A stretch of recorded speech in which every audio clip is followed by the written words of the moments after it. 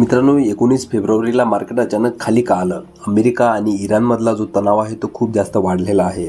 अमेरिकेने त्यांचे फायटर जेट्स आणि त्यांचे जे सोल्जर्स आहेत ते इराणवर अटॅक करण्यासाठी तयार केलेले आहेत आणि इराणने पण त्यांच्या सैनिकांची आणि त्यांच्या विमानांची मॉक ड्रिल केलेली आहे की म्हणजे अमेरिकेचा जो काही अटॅक होईल त्याला ते फेस करू शकतील म्हणून.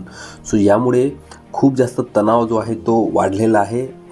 या तणावामुळे जे ग्लोबल इन्व्हेस्टर्स आहेत म्हणजे ज्यांना आपण FIs म्हणतो त्यांनी मार्केटमध्ये खूप जास्त सेलिंग केली आहे आणि मार्केटमध्ये खूप मोठा निगेटिव्ह ट्रेंडच 19 तारखेला तयार झाला. हा जो ट्रेंड आहे हा 20 तारखेला पण कंटिन्यू राहू शकतो, म्हणजे 20 तारखेला पण मार्केट खाली येऊ शकते. अशा परिस्थितीत आपल्याला कोणते स्टॉक खरेदी करायचे आहेत तर आपल्यासाठी ONGCचा स्टॉक खूप महत्त्वाचा आहे. त्यामुळे तुम्ही 270 रुपयाच्या प्राईजवरती मित्रांनो स्विंग ट्रेडिंगसाठी बाय करू शकता.